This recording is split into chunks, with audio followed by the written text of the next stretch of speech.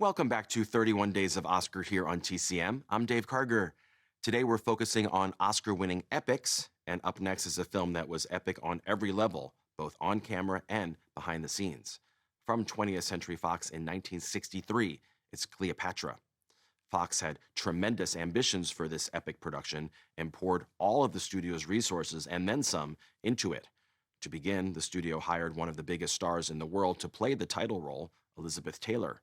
Production began with director Ruben Mamoulian at the helm, but he was replaced early on by four-time Oscar winner Joseph Mankiewicz, who threw himself into the production as both director and screenwriter. For the full in-depth story of Mankiewicz's experience making this epic, be sure to listen to the latest season of Ben Mankiewicz's TCM podcast, The Plot Thickens. Initially, Elizabeth Taylor was supposed to star opposite Stephen Boyd as Mark Antony and Peter Finch as Julius Caesar. But it took so long for the production to get off the ground that both actors had to bow out and were ultimately replaced by Richard Burton and Rex Harrison. This was the first time Burton worked with Elizabeth Taylor, and it was during production on this film in 1961 that the two began an intense affair. Within weeks, it became an international scandal. Both stars were married to other people, and Elizabeth Taylor was already infamous for her marriage to Eddie Fisher, which had put an end to Fisher's marriage to Debbie Reynolds. By the time filming finished on Cleopatra, Taylor had been publicly condemned by Vatican City officials, letters in print media, and even U.S. politicians. The publicity only helped build up anticipation for the movie, and the negative press didn't stop Taylor and Burton from getting married 1 year after the film premiered. It also didn't stop the film from winning 4 Oscars and earning another 5 nominations, including one for Best Picture. From director Joseph Mankiewicz in 1963, here is Cleopatra.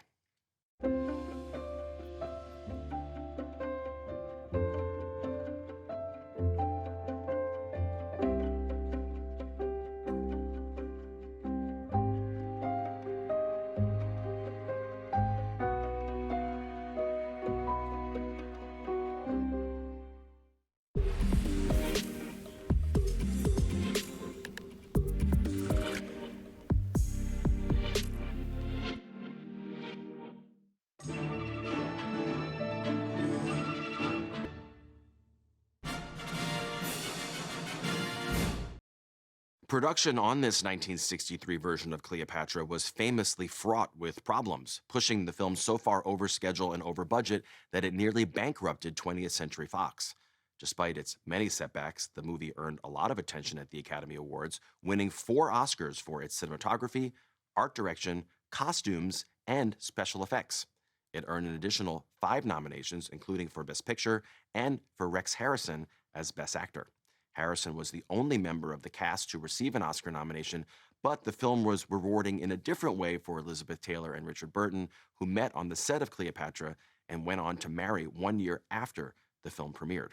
Burton got the part after winning a Tony Award for playing King Arthur in the original stage musical Camelot. He jumped at the chance to make Cleopatra because he knew it would give his Hollywood career a significant boost. He wasn't especially eager to work with Elizabeth Taylor, but that quickly changed, and during production on Cleopatra, they became the most famous and infamous celebrity couple in the world. Up next is an epic Civil War drama from 1939 that set a new record at the Academy Awards, starring Vivien Leigh and Clark Gable. Stay with us as 31 Days of Oscar continues.